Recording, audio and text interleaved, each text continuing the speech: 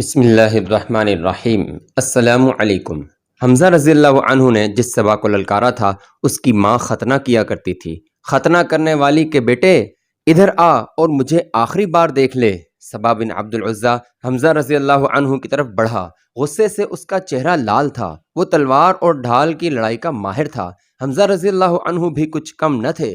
دونوں ایک دوسرے کے قریب آئے اور ایک دوسرے پر وار کرنے لگے۔ دونوں کی ڈھالیں وار روک رہی تھیں۔ وہ پینترے بدل بدل کر وار کرتے لیکن ڈھالیں تلوار کے راستے میں آ جاتی تھیں۔ اس وقت وحشی بن حرب جھکا ہوا آہستہ آہستہ ان کی طرف بڑھ رہا تھا۔ اسے زمین اور جھاڑیوں نے اوٹ دے رکھی تھی۔ حمزہ رضی اللہ عنہ اپنے دشمن کی آنکھوں میں دیکھ رہے تھے۔ صبا کے سوا انہیں کچھ بھی نظر نہیں آ رہا تھا۔ وحشی ان کے قریب پہنچ گیا۔ برچھی نشانے پر پھینکنے کا وہ ماہر تھا۔ وہ اتنا قریب ہو گیا جہاں سے اس کی برچھی خطا نہیں جا سکتی تھی۔ وہ اٹھ کھڑا ہوا اور برچھی کو ہاتھ میں تولا، پھر اسے پھینکنے کی پوزیشن میں آیا۔ حمزہ رضی اللہ عنہ نے صبا پر یکے بعد دیگرے تیزی سے 2-3 وار کیے۔ آخری وار ایسا پڑا کہ حمزہ رضی اللہ عنہ کی تلوار صبا کے پیٹ میں اتر گئی۔ حمزہ رضی اللہ عنہ نے تلوار اس کے پیٹ سے اس طرح نکالی کہ اس کا پیٹ اور زیادہ پھٹ گیا اور وہ حمزہ رضی اللہ عنہ کے قدموں میں گر پڑا۔ حمزہ رضی اللہ عنہ ابھی سنبھلے ہی تھے کہ وحشی نے ان پر پوری طاقت سے برچھی پھینکی۔ فاصلہ بہت کم تھا۔ برچھی حمزہ رضی اللہ عنہ کے پیٹ میں اتنی زیادہ اتر گئی کہ اس کی انی حمزہ کے پیٹ سے آگے نکل گئی۔ حمزہ رضی اللہ عنہ گرے نہیں، انہوں نے ادھر ادھر دیکھا، انہیں وحشی دکھائی دیا۔ حمزہ رضی اللہ عنہ برچھی اپنے جسم میں لیے ہوئے وحشی کی طرف بڑھے۔ وحشی جہاں کھڑا تھا وہیں کھڑا رہا۔ حمزہ رضی اللہ عنہ 4-5 قدم چل کر گر پڑے۔ وحشی ان کے جسم کو ہلتا جلتا دیکھتا رہا۔ جب جسم کی حرکت بند ہو گئی تو وحشی ان تک آیا۔ وہ شہید ہو چکے تھے رضی اللہ عنہ۔ وحشی نے ان کے جسم سے برچھی نکال لی اور چلا گیا۔ اب وہ ہند اور اپنے آقا جبیر بن مطعم کو ڈھونڈنے لگا۔ خالد کو وہ معرکہ یاد آ رہا تھا اور اس کے دل پر بوجھ سا بڑھتا جا رہا تھا۔ اس کا گھوڑا چلا جا رہا تھا۔ وہ نشیبی جگہ سے گزر رہا تھا، اس لیے احد کی پہاڑی چوٹی اس کی نظروں سے اوجھل ہو گئی تھی۔ اسے اپنے قبیلے کی عورتیں یاد آئیں جو قریش اور ان کے اتحادی قبائل کو جوش دلا رہی تھیں۔ خالد کو یاد آیا کہ وہ معرکہ کا نظارہ کرنے کے لیے ایک بلند جگہ چڑھ گیا تھا۔ اسے مسلمان عورتیں نظر آئیں۔ مسلمان اپنے جن زخمیوں کو پیچھے لاتے تھے انہیں عورتیں سنبھال لیتی تھیں، ان کی مرہم پٹی کرتیں اور انہیں پانی پلاتیں۔ مسلمانوں کے ساتھ 14 عورتیں تھیں جن میں حضرت فاطمہ رضی اللہ عنہا بھی تھیں۔ پھر یوں ہوا کہ اللہ کی مدد سے قلیل تعداد مجاہدین کثیر تعداد کفار پر غالب آ گئے۔ قریش کا پرچم بردار گرا تو کسی اور نے پرچم اٹھا لیا، وہ بھی گرا۔ پرچم کئی بار گرا، آخر میں ایک غلام نے پرچم اٹھا کر اونچا کیا لیکن وہ بھی مارا گیا۔ پھر مسلمانوں نے قریش کو پرچم اٹھانے کی مہلت نہ دی۔ قریش کے جذبے جواب دے گئے۔ خالد نے ان کی پسپائی دیکھی اور یہ بھی دیکھا کہ مسلمان ان کا تعاقب کر رہے ہیں۔ قریش اپنے کیمپ میں بھی نہ ٹھہرے، اپنا مال و اسباب چھوڑ کر افراتفری کے عالم میں بھاگ گئے۔ یہاں سے جنگ کے بعد کا مرحلہ شروع ہو گیا۔ مسلمانوں نے فتح کی خوشی میں اور انتقامی جذبے کے تحت قریش کے کیمپ کو لوٹنا شروع کر دیا۔ وہ فتح و نصرت کے نعرے لگا رہے تھے۔ قریش ایسے بوکھلا کر بھاگے کہ انہیں اپنی عورتوں کا بھی خیال نہ آیا۔ وہ پیدل بھاگی جا رہی تھیں لیکن مسلمانوں نے ان کی طرف آنکھ اٹھا کر بھی نہ دیکھا۔ قریش کے گھڑ سواروں کا ایک دستے کا کمانڈر اکرمہ اور دوسرے کا خالد تھا۔ انہوں نے مسلمانوں کے پہلوؤں پر حملہ کرنا تھا مگر جنگ کا پانسا بری طرح پلٹ گیا تھا۔ اکرمہ اور خالد نے پھر بھی اپنے اپنے سواروں کو وہیں رکھا جہاں انہیں تیاری کی حالت میں کھڑا کیا گیا تھا۔ خالد کو اس کیفیت میں بھی توقع تھی کہ وہ شکست کو فتح میں بدل دے گا، لیکن جس راستے سے اسے گزرنا تھا وہاں مسلمان تیر انداز تیار کھڑے تھے۔ ان مسلمان تیر اندازوں نے اپنی بلند پوزیشن سے دیکھا کہ قریش بھاگ گئے ہیں اور ان کے ساتھی مال غنیمت جمع کر رہے ہیں تو وہ بھی اپنی جگہ چھوڑنے لگے۔ ان کے کمانڈر عبداللہ بن جبیر رضی اللہ عنہ نے انہیں کہا کہ اپنے رسول صلی اللہ علیہ وسلم کی حکم عدولی نہ کرو۔ آپ صلی اللہ علیہ وسلم کا حکم ہے کہ آپ صلی اللہ علیہ وسلم کی اجازت کے بغیر یہاں سے کوئی نہ ہٹے۔ جنگ ختم ہو گئی ہے۔ تیر انداز شور مچاتے ہوئے پہاڑی سے اترنے لگے۔ فتح ہماری ہے، یہاں تک کہ عبداللہ بن جبیر رضی اللہ عنہ کے ساتھ صرف 9 تیر انداز رہ گئے۔ خالد نے یہ منظر دیکھا تو اسے ایسا لگا جیسے خواب دیکھ رہا ہو۔ وہ یہی چاہتا تھا۔ وہ تیر اندازوں کو دیکھتا رہا۔ جب وہ قریش کے کیمپ میں پہنچ گئے تو اس نے اس پہاڑی عینین پر حملہ کر دیا جہاں پر عبداللہ بن جبیر رضی اللہ عنہ اور ان کے 9 تیر انداز رہ گئے تھے۔ خالد انہیں نظر انداز بھی کر سکتا تھا لیکن ان سے وہ انتقام لینا چاہتا تھا۔ اس کے گھڑ سوار پہاڑی پر چڑھتے جا رہے تھے، اوپر سے تیر انداز تیزی سے تیر برسا رہے تھے۔ اکرمہ نے خالد کو عینین پر حملہ کرتے دیکھا تو وہ بھی اپنے سوار دستے کو وہیں لے گیا اور اس کے گھوڑے ہر طرف سے اوپر چڑھنے لگے۔ سواروں کے پاس بھی تیر کمانیں تھیں، وہ اوپر کو تیر چلا رہے تھے لیکن اتنے گھڑ سواروں کو روکنا اوپر والوں کے لیے ممکن نہ تھا۔ سوار اوپر چلے گئے، تیر انداز دست بدست لڑائی بھی لڑے اور سب زخمی ہو کر گرے۔ خالد نے زخمیوں کو پہاڑی سے نیچے پھینک دیا۔ عبداللہ بن جبیر رضی اللہ عنہ بھی شہید ہو گئے۔ وہاں سے خالد اور اکرمہ نے اپنے گھڑ سواروں کو اتارا اور اس مقام پر آ گئے جہاں سے مسلمانوں نے لڑائی کی ابتدا کی تھی۔ خالد کے حکم پر دونوں نے مل کر مسلمانوں پر حملہ کر دیا۔ مسلمان لڑنے کی حالت میں نہیں تھے لیکن رسول کریم صلی اللہ علیہ وسلم نے مجاہدین کی کچھ تعداد کو اپنے ساتھ رکھا ہوا تھا۔ یہ مجاہدین گھڑ سواروں کے مقابلے میں ڈٹ گئے۔ قریش کے ساتھ جو عورتیں آئی تھیں وہ بھاگ گئی تھیں لیکن عمرہ نام کی ایک عورت وہیں رہی۔ اسے گرا ہوا پرچم زمین پر پڑا نظر آ گیا۔ اس عورت نے پرچم اٹھا کر اوپر کر دیا۔ ابو سفیان نے اپنے بھاگتے ہوئے پیادوں پر قابو پا لیا تھا۔ اس نے ادھر دیکھا تو اسے اپنا پرچم لہراتا ہوا نظر آ گیا۔ اس نے حبل زندہ باد اور عزا زندہ باد کے نعرے لگائے اور پیادوں کو واپس لا کر مسلمانوں کو گھیرے میں لے لیا۔ خالد کو وہ وقت یاد آ رہا تھا۔ وہ رسول کریم صلی اللہ علیہ وسلم کو ڈھونڈ رہا تھا اور آج 4 برس بعد وہ مدینہ جا رہا تھا۔ خالد کی ذہنی کیفیت کچھ ایسی ہوتی جا رہی تھی جیسے اسے آگے جانے کی کوئی جلدی نہ ہو، اور کبھی وہ لگام کو یوں جھٹکا دیتا جیسے اسے بہت جلدی پہنچنا ہو، لیکن جس منزل کو وہ جا رہا تھا وہ منزل ابھی اس پر پوری طرح واضح نہیں ہوئی تھی۔ کبھی اسے یوں لگتا جیسے ایک مقناطیسی قوت ہے جو اسے آگے ہی آگے کھینچ رہی ہے، اور کبھی وہ محسوس کرتا جیسے اس کے اندر سے اٹھتی ہوئی ایک قوت اسے پیچھے دھکیل رہی ہے۔ خالد، اسے ایک آواز سنائی دی جو اس کے اندر سے اٹھتی تھی، لیکن اسے حقیقی سمجھ کر اس نے گھوڑے کی باگ کھینچی اور آگے پیچھے دیکھا۔ وہاں ریت کے سوا کچھ بھی نہ تھا لیکن آواز آ رہی تھی۔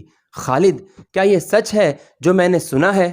خالد نے اس آواز کو پہچان لیا۔ یہ اس کے ساتھی اکرمہ کی آواز تھی۔ ایک ہی روز پہلے اسے اکرمہ کہہ رہا تھا، اگر تم یہ سوچ رہے ہو کہ محمد صلی اللہ علیہ وسلم خدا کا بھیجا ہوا نبی ہے تو وہ خیال دل سے نکال دو۔ محمد صلی اللہ علیہ وسلم ہمارے بہت سے رشتہ داروں کا قاتل ہے۔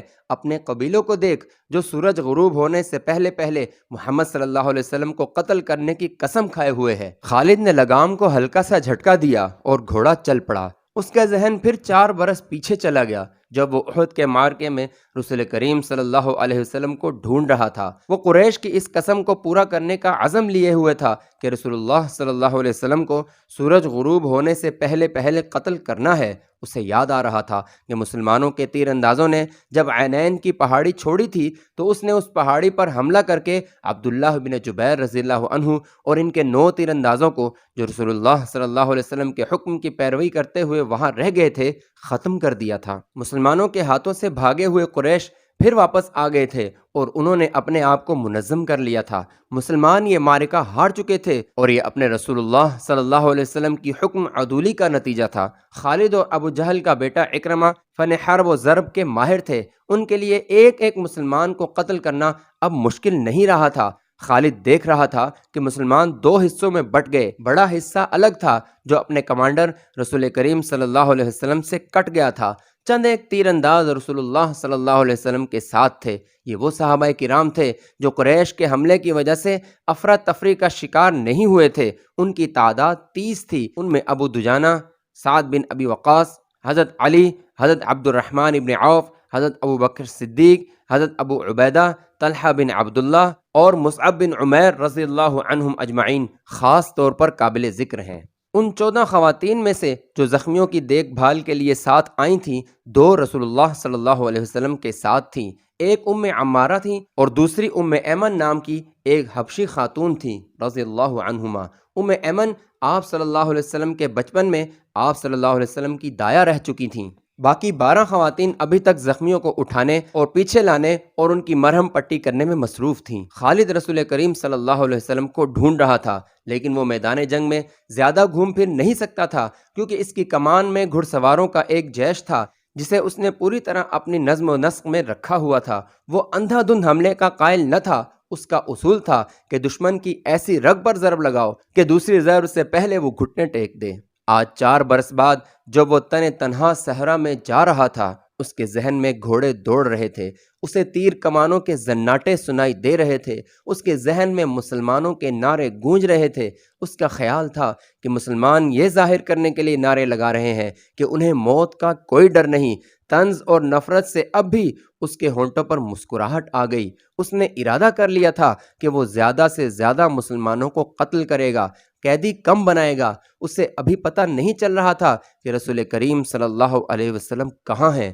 اس نے دیکھا کہ ابو سفیان جو بھاگتے ہوئے لشکر کو ساتھ لے کر واپس آ گیا تھا، مسلمانوں کی فوج کے بڑے حصے پر حملہ آور ہو چکا تھا اور مسلمان بے جگری سے لڑ رہے تھے۔ مسلمانوں نے اسے اپنی زندگی کا آخری معرکہ سمجھ کر شجاعت و بے خوفی کے ایسے مظاہرے کیے کہ کثیر تعداد قریش پریشان ہو گئی۔ یہ صورتحال دیکھ کر خالد آگ بگولا ہو گیا۔ اس نے اپنے سواروں کو مسلمانوں پر حلہ بولنے کا حکم دیا۔ اس نے تلوار نیام میں ڈالی اور برچھی ہاتھ میں لے لی۔ اس نے مسلمانوں پر عقب سے حملہ کیا۔ اس نے برچھی سے مسلمانوں کو چن چن کر مارا۔ خالد کی برچھی جب کسی مسلمان کے جسم میں داخل ہوتی تو وہ چلا کر کہتا، میں ہوں ابو سلیمان۔ ہر برچھی کے وار کے ساتھ خالد کی للکار سنائی دیتی تھی کہ میں ہوں ابو سلیمان۔ آج 4 برس بعد جب وہ مسلمانوں کے مرکز مدینہ کی جانب جا رہا تھا تو اسے اپنی ہی للکار سنائی دے رہی تھی، میں ہوں ابو سلیمان۔ اسے یاد نہیں آ رہا تھا کہ اس کی برچھی کتنے مسلمانوں کے جسموں میں اتری تھی۔ وہ رسول اللہ صلی اللہ علیہ وسلم کو بھول گیا تھا۔ تھوڑی دیر بعد اسے پتہ چلا تھا کہ مسلمان اپنے نبی صلی اللہ علیہ وسلم کی کمان سے نکل چکے ہیں اور اکرمہ مسلمانوں کے نبی صلی اللہ علیہ وسلم کی طرف چلا گیا ہے۔ حقیقت بھی یہی تھی کہ رسول اللہ صلی اللہ علیہ وسلم کی کمان ختم ہو چکی تھی اور معرکے کی صورتحال ایسی ہو گئی تھی کہ آپ صلی اللہ علیہ وسلم مسلمانوں کو از سر نو منظم نہیں کر سکتے تھے، لیکن آپ صلی اللہ علیہ وسلم اپنی اور اپنے ساتھیوں کی جان بچانے کے لیے میدان جنگ سے نکلنا بھی نہ چاہتے تھے۔ حالانکہ صورتحال ایسی تھی کہ پسپائی کے علاوہ کوئی چارہ نہ تھا، لیکن آپ صلی اللہ علیہ وسلم کسی بہتر پوزیشن میں جانے کی کوشش کر رہے تھے۔ آپ صلی اللہ علیہ وسلم کو معلوم تھا کہ قریش آپ صلی اللہ علیہ وسلم کو ڈھونڈ رہے ہوں گے اور آپ صلی اللہ علیہ وسلم کے گروہ پر بڑا شدید حملہ ہوگا۔ آپ صلی اللہ علیہ وسلم ایک پہاڑی کی طرف بڑھنے لگے۔ آپ صلی اللہ علیہ وسلم کے ساتھیوں نے آپ کو اپنے حلقے میں لے رکھا تھا۔ آپ صلی اللہ علیہ وسلم تھوڑی ہی دور گئے ہوں گے کہ اکرمہ نے اپنے گھڑ سواروں سے آپ صلی اللہ علیہ وسلم پر حملہ کر دیا۔ قریش کے ایک پیادہ جیش کو کسی طرح پتہ چل گیا کہ رسول کریم صلی اللہ علیہ وسلم پر اکرمہ نے حملہ کر دیا ہے، تو قریش کا یہ پیادہ جیش بھی آپ صلی اللہ علیہ وسلم کے گروہ پر ٹوٹ پڑا۔ آپ صلی اللہ علیہ وسلم اور آپ صلی اللہ علیہ وسلم کے کسی ایک بھی ساتھی کے بچ نکلنے کا سوال ہی ختم ہو گیا تھا۔ آپ صلی اللہ علیہ وسلم کے 30 ساتھیوں نے اور ان کی 2 خواتین نے جو آپ صلی اللہ علیہ وسلم کے ساتھ تھیں، آپ صلی اللہ علیہ وسلم کے گرد گوشت پوست کی دیوار کھڑی کر دی۔ خالد کو یاد آ رہا تھا کہ رسول اللہ صلی اللہ علیہ وسلم جسمانی طاقت کے لحاظ سے بھی مشہور تھے۔ اس کا سب سے بڑا ثبوت یہ تھا کہ آپ صلی اللہ علیہ وسلم نے عرب کے بانے ہوئے پہلوان رکانہ کو 3 بار اٹھا کے پٹخا تھا۔ اب میدان جنگ میں ان کی طاقت کے ایک اور مظاہرے کا وقت آ گیا تھا۔ گوشت پوست کی وہ دیوار جو آپ صلی اللہ علیہ وسلم کے فدائیین نے آپ صلی اللہ علیہ وسلم کے ارد گرد کھڑی کر دی تھی، اسے آپ صلی اللہ علیہ وسلم نے خود توڑا اور آپ کے ہاتھ میں کمان تھی، ترکش میں تیر بھی تھے۔ اس وقت خالد مسلمانوں کے بڑے حصے میں الجھا ہوا تھا۔ اسے جب بعد میں بتایا گیا تھا کہ جب رسول اللہ صلی اللہ علیہ وسلم اور ان کے 30 ساتھی اور 2 عورتیں قریش کے گھڑ سواروں اور پیادوں کے مقابلے میں جم گئے تھے، تو خالد نے بڑی مشکل سے یقین کیا تھا۔ اس نے ایک بار پھر کہا تھا کہ یہ طاقت جسمانی نہیں ہو سکتی، یہ کوئی اور ہی طاقت ہے۔ اس وقت سے ایک سوال اسے پریشان کر رہا تھا کہ کیا عقیدہ طاقت بن سکتا ہے، اور وہ اپنے قبیلے میں کسی سے بھی اس کا جواب نہیں لے سکا تھا، کیونکہ فوراً یہ الزام عائد ہو سکتا تھا کہ اس پر بھی محمد صلی اللہ علیہ وسلم کا جادو اثر کر گیا ہے۔ آج وہ یہی سوال اپنے ذہن میں لیے مدینہ کی طرف جا رہا تھا۔ احد کی پہاڑی افق سے اوپر اٹھ آئی تھی۔ 4 برس پرانی یادیں اسے پھر اس پہاڑی کے دامن میں لے گئیں جہاں اسے اپنا ہی نام سنائی دے رہا تھا۔ ابو سلیمان وہ اپنے تصور میں دیکھنے لگا کہ 30 آدمیوں اور 2 عورتوں نے اتنے سارے گھڑ سواروں اور پیادوں کا مقابلہ کس طرح کیا ہوگا۔ رسول کریم صلی اللہ علیہ وسلم اپنے دست مبارک سے تیر برسا رہے تھے۔ آپ صلی اللہ علیہ وسلم کے ساتھی بڑھ چڑھ کر آپ صلی اللہ علیہ وسلم کو اپنے حلقے میں لے لیتے۔ ایک مورخ کی تحریر کے مطابق آپ صلی اللہ علیہ وسلم اپنے گرد حلقے کو بار بار توڑتے اور جدھر سے دشمن ان کی طرف بڑھتا اس پر تیر چلاتے۔ آپ صلی اللہ علیہ وسلم کی جسمانی طاقت عام انسان کے مقابلے میں کہیں زیادہ تھی۔ آپ صلی اللہ علیہ وسلم کمان کو اس قدر زور سے کھینچتے کہ آپ صلی اللہ علیہ وسلم کا چھوڑا ہوا تیر جس جسم میں لگتا تھا، تیر کی نوک اس کے جسم کے دوسری طرف سے نکل جاتی تھی۔ آپ صلی اللہ علیہ وسلم نے اس قدر تیر چلائے تھے۔ ایک تیر چلانے کے لیے آپ صلی اللہ علیہ وسلم نے کمان کو کھینچا تو کمان ٹوٹ گئی۔ آپ صلی اللہ علیہ وسلم نے اپنے ترکش میں بچے ہوئے تیر سعد بن ابی وقاص کو دے دیے۔ سعد بن ابی وقاص رضی اللہ عنہ کے نشانے کا کوئی بھی مقابلہ نہیں کر سکتا تھا۔ خود آپ صلی اللہ علیہ وسلم بھی سعد کے نشانے کو تسلیم کرتے تھے۔ ادھر مسلمان ابو سفیان اور خالد کے ہاتھوں کٹ رہے تھے اور خون کا آخری قطرہ بہہ جانے تک مقابلہ کر رہے تھے۔ ادھر آپ صلی اللہ علیہ وسلم کے 30 فدائین اور 2 خواتین کی بے جگری کا یہ عالم تھا جیسے ان کے جسم نہیں ان کی روحیں لڑ رہی ہوں۔ مشہور مورخ طبری لکھتا ہے کہ ایک مسلمان نے بیک وقت 4 5 قریش کا مقابلہ کیا۔ ان کا انداز ایسا دہشت ناک تھا کہ قریش پیچھے ہٹ جاتے تھے یا ان پر حملہ کرنے والا اکیلا مسلمان زخموں سے چور ہو کر گر پڑتا تھا۔ قریش نے جب رسول اکرم صلی اللہ علیہ وسلم کے فدائین کی شجاعت کا یہ عالم دیکھا تو کچھ پیچھے ہٹ کر ان پر تیروں کے ساتھ ساتھ پتھر بھی برسانے لگے۔ اس کے ساتھ ہی قریش کے چند ایک گھڑ سوار سر پر گھوڑے دوڑاتے آپ صلی اللہ علیہ وسلم پر حملہ آور ہوئے، لیکن آپ صلی اللہ علیہ وسلم کے ساتھیوں کے تیر ان کے جسموں میں اتر کر انہیں واپس چلے جانے پر مجبور کر دیتے۔ اس صورتحال سے بچنے کے لیے قریش نے چاروں طرف سے تیروں اور پتھروں کا میہ برسایا۔